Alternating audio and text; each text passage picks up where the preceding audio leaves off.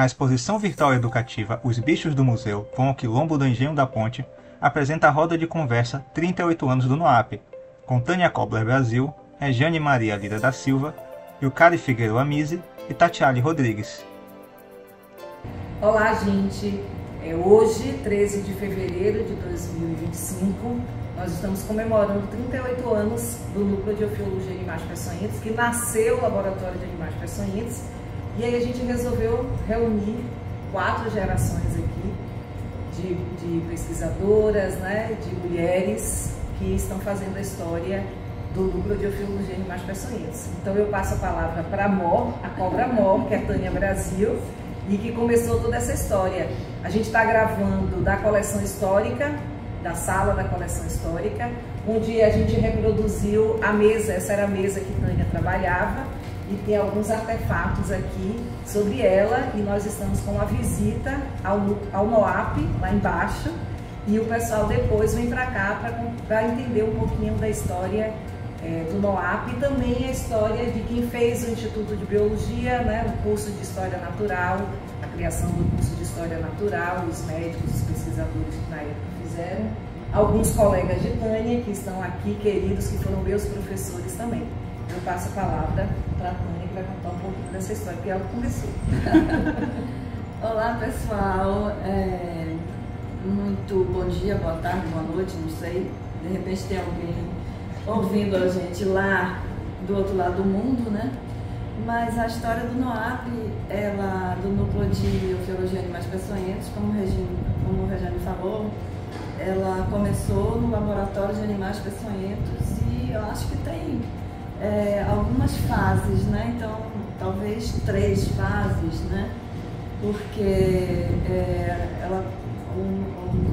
o estudo começou com um grupo de estudo e esse grupo de estudo sobre aranhas, serpentes, escorpiões começou com a vinda de 3 estudantes, né? Entre os quais Regiane, né? Então Regiane era estudante, Luciana e Tatiane. Não sei se é Tatiana. Então essas 3 estudantes vieram solicitar a minha orientação, porque o PIBIC na época estava começando também, né? O CNPq estava iniciando esse processo de iniciação científica e elas vieram me procurar e eu estava trabalhando no colegiado de curso na época e tem a história do não, né? A história do não, eu disse 3 vezes não para elas, porque eu estava muito ocupada com o colegiado, eu digo, eu não tenho tempo para orientar vocês. Elas insistiram 3 vezes, na terceira vez, então eu disse, tá, vamos lá, tudo bem. Então fizemos um plano de trabalho, na época foi para aranhas do Museu de Ciência e Tecnologia, que na época era Estado, hoje em dia, nem sei como é que está. Mas enfim, também existem coincidências, eu acho que essa foi uma época de oportunidades, né? Então veio a oportunidade do CNPq, veio a oportunidade de criar o grupo de estudo com 3 estudantes e veio a oportunidade da vinda de uma espanhola, enfim, ela já tinha terminado, era uma bióloga, e ela veio da Espanha e ela se interessava por aranhas, já tinha trabalhado com aranhas antes, então foi assim, digamos, a terceira oportunidade do grupo de pesquisa se consolidar um pouco, né? Não posso nem dizer que estava consolidado na época, mas de iniciar. Então, essa foi a primeira fase, né? A segunda fase veio com os projetos, né? Então, teve o projeto do CNPq para coleções, teve o projeto do Banco do Brasil, não sei se foi o Banco do Brasil, foi o Banco do Nordeste, não foi o Fundação Banco do Brasil. E foi, enfim, através desses projetos que o grupo foi crescendo, e crescendo não só em trabalho, mas crescendo em espaço físico, porque a gente ocupava uma salinha deste tamanho. Passamos então a ocupar uma sala maior, já pressionando, né, a direção. Na época as direções eram favoráveis, né, a gente, e depois não tinha tanto professores como tinha agora, né. Então essa foi a primeira fase, que eu acho que vai até a minha aposentadoria, crescendo, sempre com os estudantes, sempre absorvendo os estudantes. Então foi isso que aconteceu e conseguimos publicar algumas coisas. Dentro dessa primeira fase, eu acho que tem um ponto muito importante que foi o vínculo com o CIAV, né? Foi a parceria com o CIAV. Essa parceria com o CIAV juntou, como a gente diz, a fome com a vontade de comer, né? Então foi isso que também deu um grande impulso, porque a gente já tinha material dentro do CIAV, os animais que tinham promovido acidentes, então a gente tinha como trabalhar animais, acidentes e a própria zoologia. Então essa triangulação acabou sendo feita por esta oportunidade que o CIAV trouxe. Então essa primeira fase, eu acho que foi até aí mais ou menos, esse crescimento foi evoluindo até eu me aposentar e ainda bem que tivemos esse privilégio, né, de uma das nossas estudantes que começaram, manteve o grupo de pesquisa que foi Rejane, né? Então Rejane fez o concurso, e aí a coisa mais natural do mundo é que ela desse seguimento ao grupo de pesquisa e aí passa a segunda fase. Então eu passo para a Rejane de novo a palavra desta segunda fase, que deixou de ser laboratório de animais peçonhentos, passou a ser núcleo. E aí eu acho que tem uma coisa muito importante de Rejane, que foi, como é que se diz? Lançar tentáculos, né, em áreas de conhecimento que não tinham ainda sido trabalhadas. Então a divulgação científica, né, essa inserção nas escolas. Então eu acho que isso daí Rejane pode já falar sobre isso.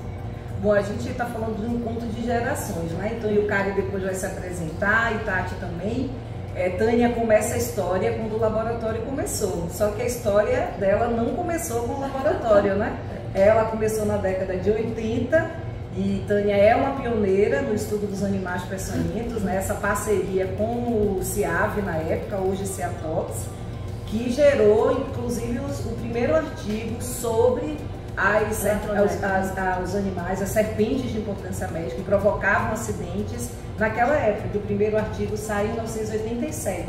Aí depois você registra o primeiro caso confirmado com base de Latrodectus, da viúva negra, né?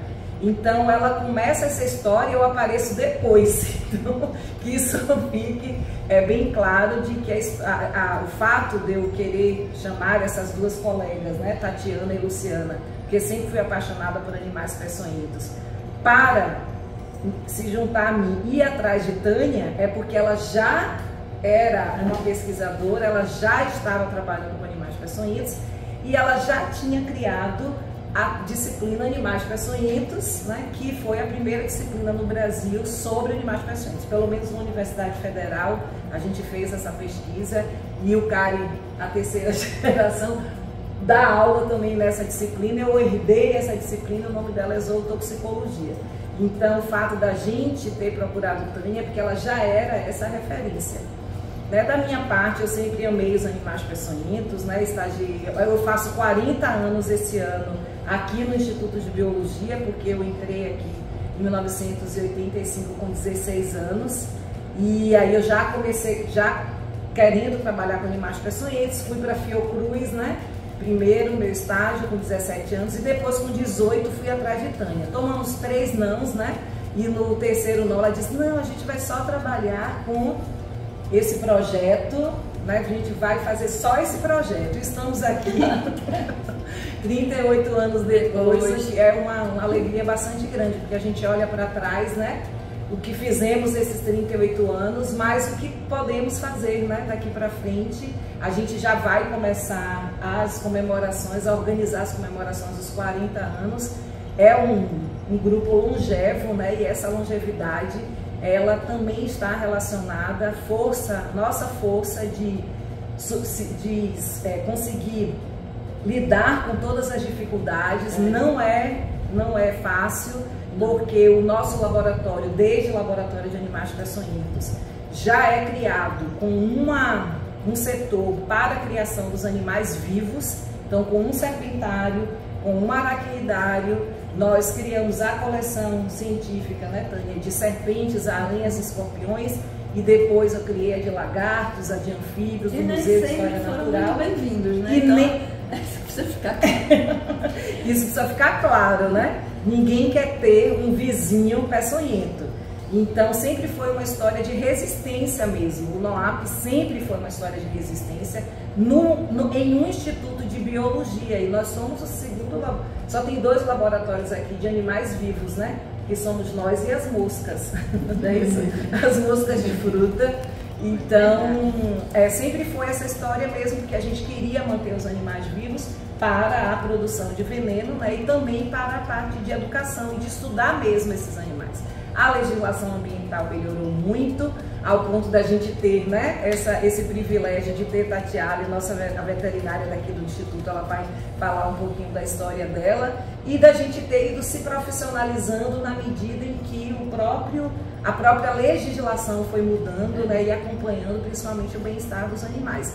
Mas também o desafio da coleção científica, né, Tânia criou o projeto Coleções, que deu origem ao Museu de História Natural. Isso é algo que é bastante importante a gente marcar. E da minha parte, quando ela disse, vou me aposentar em 1997, eu, Tânia, você vai dizer, vou. E ela tinha toda a razão, né, de se aposentar, mas ela continua até hoje. E a gente faz as contas, você já está trabalhando como aposentada mais do tempo que você trabalhou como professora, né, sem ser aposentada. Então isso é uma honra para a gente, né? E de fato, quando eu entro, que desejo fazer o mestrado com epidemiologia, né, sou a primeira bióloga a entrar no Instituto de Saúde Coletiva na pós-graduação, que o Cari é professora. E isso também abre portas para os outros biólogos, né? Porque não era comum, era basicamente médicos. Quando eu entrei, ainda era a Faculdade de Medicina, o Departamento de Medicina Preventiva, e depois mudou para o Instituto de Saúde Coletiva. Então já comecei, quer dizer, o próprio monografia, que hoje é TCC, né, Tânia, já foi com escorpionismo, né? Eu até hoje eu não tenho identidade se eu gosto mais de aranha, serpente, escorpião, porque eu gosto dos 3 igualmente. Ainda tem os acessórios, né? Tipo os lagartos, que são acessórios que eu gosto também. Então, a entrada na epidemiologia foi através do mestrado, a especialização em venenos animais no Instituto Butantan, antes de entrar como professora aqui em 92, né? E depois o doutorado em veneno. Então, isso possibilitou que realmente, que Tânia fala, né, dos tentáculos, de fato, e muitas coisas na área dos animais peçonhentos. Muitos aspectos são interessantes para mim, né? E a gente foi desenvolvendo o laboratório, quando foi criado como laboratório de animais peçonhentos, já foi criado no contexto da educação, da divulgação científica. Herdamos isso de vovô, né, Tânia? De Vital Brasil, né? Então essa ideia de que a gente precisava estudar os animais, que a gente precisava estudar os acidentes, o veneno e divulgar, é algo que a gente também, né, herda de Vital Brasil, o nosso avô, na verdade é avô dela, né? Mas a gente toma aí emprestado. Então, a partir de 97, muito nova, ela foi e disse, olha, se vira, que o filho agora é teu, mas obviamente que sempre esteve, nós sempre estivemos juntas, né, desse tempo todo. E depois a possibilidade de trabalhar com a história da ciência, né? Então, quem está nos filmando é o Ander, ele está aí atrás das câmeras, né? E fez um trabalho muito bonito, e a gente tem a possibilidade hoje, né, que eu estou no programa de pós-graduação em ensino filosofia e história da ciência, não só estudar a área da divulgação científica, mas da história, né, e colocar a história dos animais peçonhentos e dos personagens que estudaram no seu devido lugar e dar o devido valor, que é o que a gente está fazendo aqui. Então tem sido muitos desafios.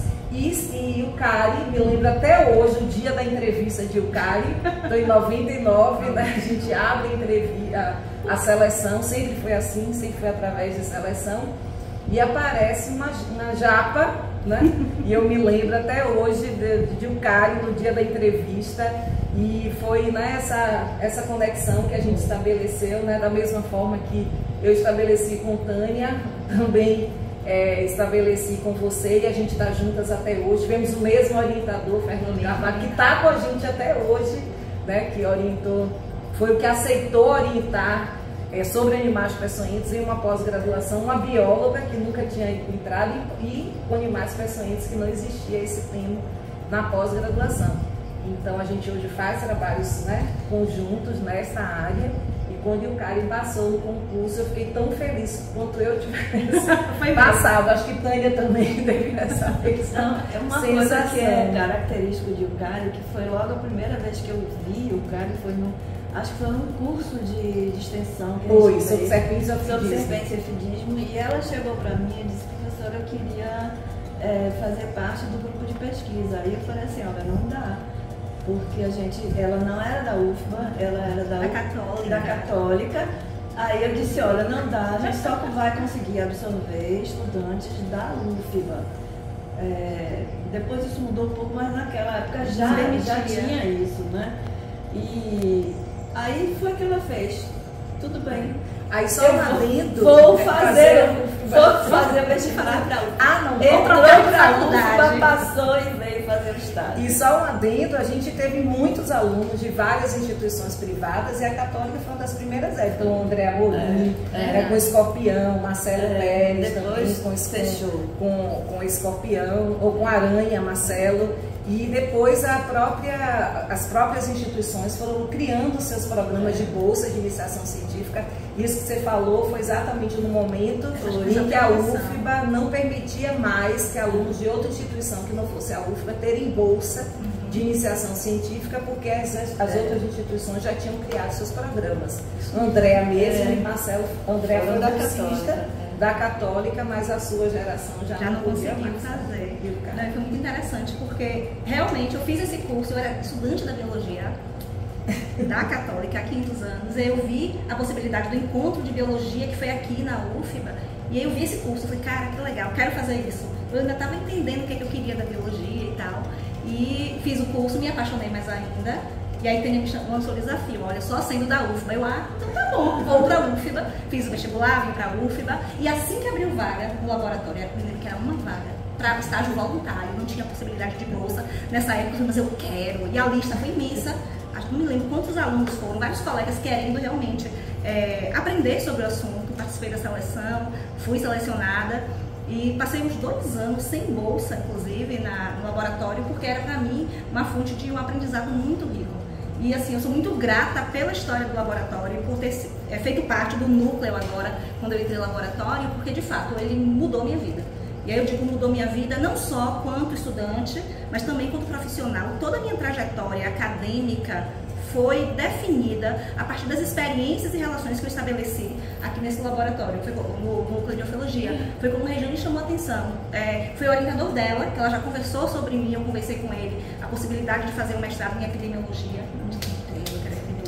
Na verdade, você passeou por várias áreas. Eu passei por várias todas as áreas. O que é muito importante, eu acho, para alguém que entra num espaço como esse, tentar entender de diversas perspectivas, porque o objeto, a depender de onde você olhe, vai ter reflexos que são plurais. Então, eu trabalhei na parte de identificação, trabalhei com veneno, fui picada. Eu também. Descobri que eu sou alérgica. Eu também. O pacote, né? E ali eu falei, fui mordida pela pulguinha de estudar o acidente.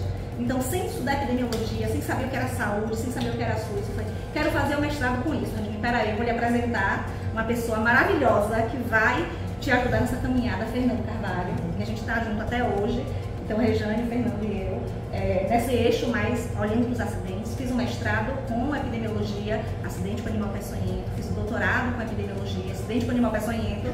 Defendi minha tese na terça-feira, na quinta-feira me inscrevi no concurso, sem expectativa de passar, porque eu era recém-doutora, enfim, mas fui aprovada em primeiro lugar nesse concurso, e eis que hoje eu sou professora de epidemiologia e consigo contribuir aqui com o núcleo no eixo de acidentes. Então, que é um eixo que jamais eu quero abandonar, e é uma colaboração que eu acho que vai seguir para a vida, porque eu acho que a biologia dos animais se articula com os acidentes, que se articula com a divulgação, e assim que o olhar sobre os animais peçonhentos tem que ser.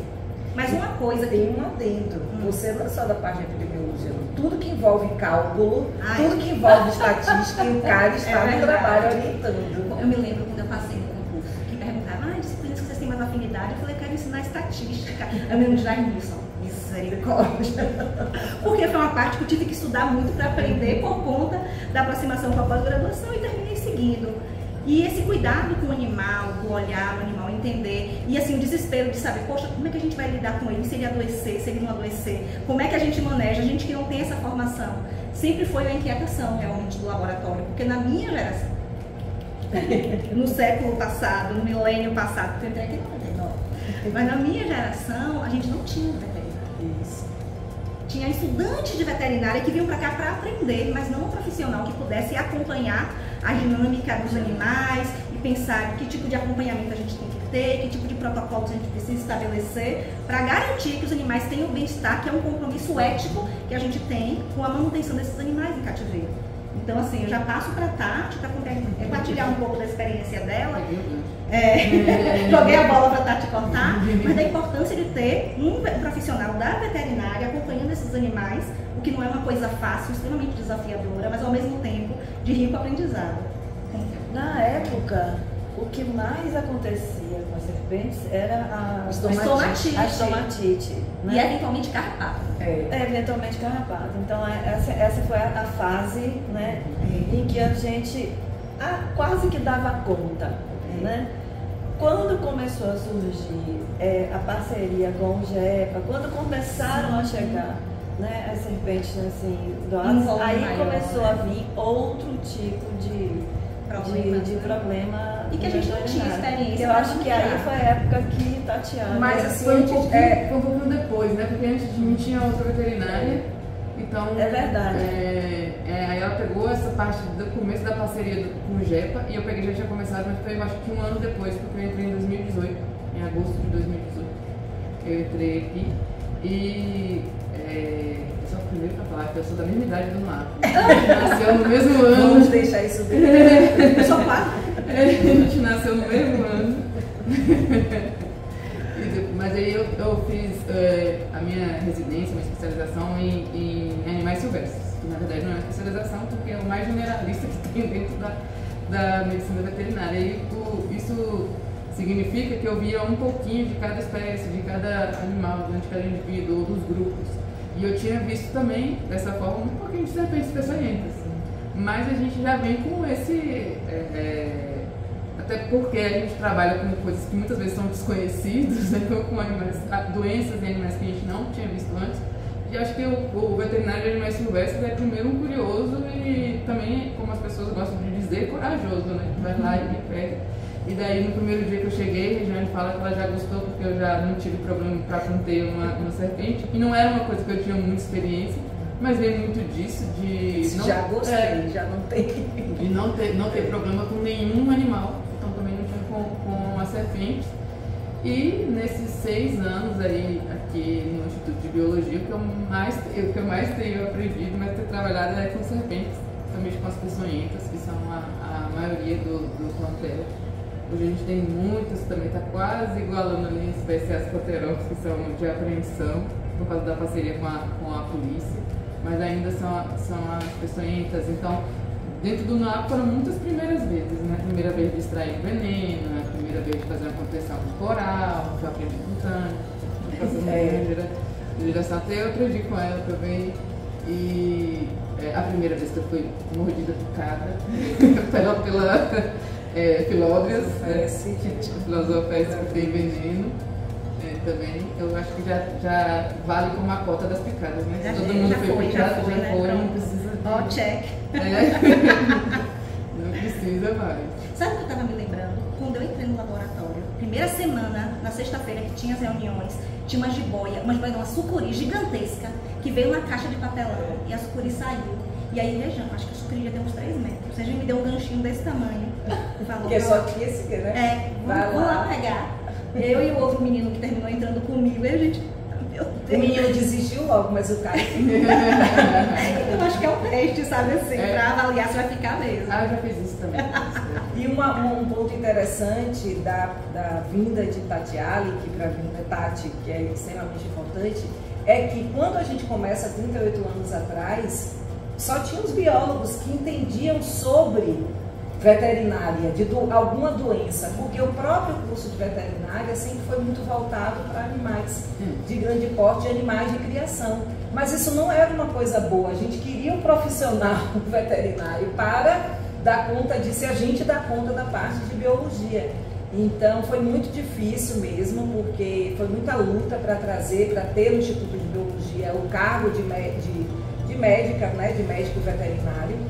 E a gente tinha as parcerias com o Instituto Butantan, aí ligava, né, tinha parceria com o zoológico, com o Alberto, né, o Gerson, que ele sempre dava apoio para a gente, foram exatamente os primeiros estudantes que começam da UFBA, começam a se interessar pela medicina de animais silvestres. Então, nem que a gente quisesse, né, a gente não conseguiria ter naquela época, né, Tânia, o profissional. Mas quando essa área da medicina veterinária vai se consolidando, o professor Paulo, né, o professor Paulo César, da Escola de Medicina Veterinária, a gente tem uma parceria com ele também, né, que no início agora já se aposentou, mas ele está sempre dando aula, né, isso é muito bom.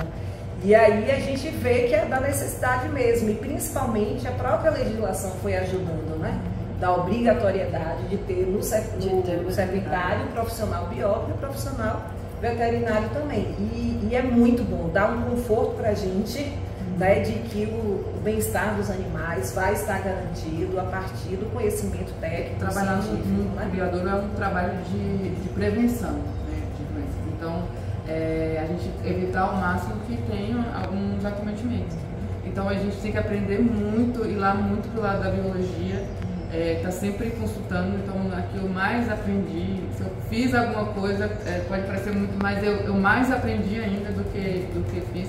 E tendo a oportunidade de aprender ensinando, que é uma das melhores formas de você aprender, porque também vem os alunos, a gente passou a receber mais estagiários também de medicina veterinária, Isso. Porque agora eu estou aqui para também dar essa orientação, fiz o meu mestrado durante esse período, então aí já estou também mais talhada para ensinar os alunos na parte de iniciação científica também, que eu aprendi muito com as professoras, com a parte, vendo o próprio processo de ensino dos outros alunos que passaram, né, algumas gerações. Sou a pessoa também que está no dia a dia, porque como técnica, a pessoa que está aqui todos os dias, né, cumprindo o horário comercial de trabalho, e que está acompanhando os meninos nessa parte, mesmo os estagiários de biologia, de veterinária, na parte de manutenção dos animais, que é a parte essencial, que é o que mantém a saúde desses animais. E não só quando a gente trata, né, quando já tem algum acometimento ou quando tem uma intervenção veterinária, se faz necessário, mas antes de se fazer. E eles também ensinam muito, eles aprendem muito também nas práticas, acabam sendo as pessoas que têm mais costume, mais proximidade com esses animais. Daí hoje, por exemplo, os meninos, eu aprendi com Tânia, com Tecoral, mas os meninos já fazem melhor que eu, já tem um ano, já está ensinando para o próximo, porque ele também vai sair, vai treinando algumas outras pessoas, então sempre esse conhecimento passando, né, de geração para geração. E eu estou aqui também participando e como espectadora também, né, acompanhando, porque tantas gerações passadas como as gerações que estão vindo e que vão no futuro aí. Então, gente, esse nosso bate-papo, né, nossa conversa para falar de quase 4 décadas, já estamos nos encaminhando a 4 décadas. Agradecer a Tânia, né, por ter dito sim na 4ª vez. Demorou, mas saiu, e não só nessa parte profissional, mas essa grande amizade que a gente vai nutrindo. Ela, eu não quero mais, quer sim, seu avô, Vital Brasil, trabalha até quantos anos, Wander? 84? Por aí, até uns perto de 80, pouco depois. Ela tá diminuindo, olha, tá diminuindo para 80. Mas é a grande contribuição, porque eu acho que a experiência é o ponto mais importante, né, que a gente pode aprender com o outro, é com o outro que tem experiência, e o conhecimento também. E agradecer, né, a Yukari, a Tati, né, nós somos 4 mulheres, né, que estamos construindo essa história, e agradecer a todos os estagiários e estagiárias que passaram. O núcleo só chegou até aqui, né, Tânia? Por conta dos estudantes, né? Nós não chegamos aqui, se não teríamos chegado aqui se não fossem os estudantes. Então, só com estudantes, Continua com estudante. Continua com estudante. Então, isso é de um valor muito grande. Então, é a gente agradecer, você que muitos que vão nos ouvir aqui, vão se identificar, né? Muita coisa mudou, tem gente que chega aqui e diz, mas eu não conheço mais ninguém. Né? Até o que acaba de sair, né? Que entra uma geração nova. Então, eu acho que o melhor está sempre ouvir essa possibilidade da gente dar continuidade a uma história, né? Que teve início, meio e que frutifique bastante nos próximos anos. Não sei se Tânia quer dar uma palavra final. Não, pode. Na verdade, agradecer mesmo. Agradecer, porque de fato o núcleo faz diferença na vida das pessoas, o papel formativo, porque é um compromisso, né, dos núcleos de ofiologia. A gente percebe claramente o quanto a gente já contribuiu, tanto formando estudantes, população em geral, mas profissionais que se implicam com isso, profissionais da saúde, os bombeiros, a guarda municipal. Então são muitos cursos de formação que, já que a gente consegue gerar os militares, nossos parceiros. Perfeito, já que a gente consegue gerar esse tipo de conhecimento e sistematizar o compromisso de compartilhar para que a gente evite acidentes, evite sequelas, evite mortes. Esse é o compromisso do laboratório, do núcleo de ofiologia. Mas é o laboratório. É porque eu sou saudosa da época quando eu ainda era laboratório. E assim, de a gente conseguir perpetuar isso, mulheres lutando em uma área que é difícil, mulheres na ciência e comprometidas com esse trabalho. Então, Tati falou que nasceu outro dia, quando o laboratório surgiu, eu nasci um pouquinho antes do laboratório, Rejane. 18 anos. Mais ou menos, não sei pra idade, não. Mas assim, a gente segue firme, forte, batalhando para garantir que esse compromisso com a formação e com a educação científica, que é um compromisso de Rejane também, mas que ele se propague, que ele se expanda e que ele alcance o maior número de pessoas possível. Então, agradecer por essa oportunidade, porque, como eu falei, estar nesse espaço, conviver com vocês e aprender com vocês ressignificou as minhas metas quanto profissional, quanto pessoa e quanto cientista também. Então, agradecer muito esse espaço e esperar que os próximos que venham superem a gente, porque eu aprendi com elas que o discípulo tem sempre que superar o mestre. É isso. Verdade. Só isso. Obrigada. Obrigada, Viva gente.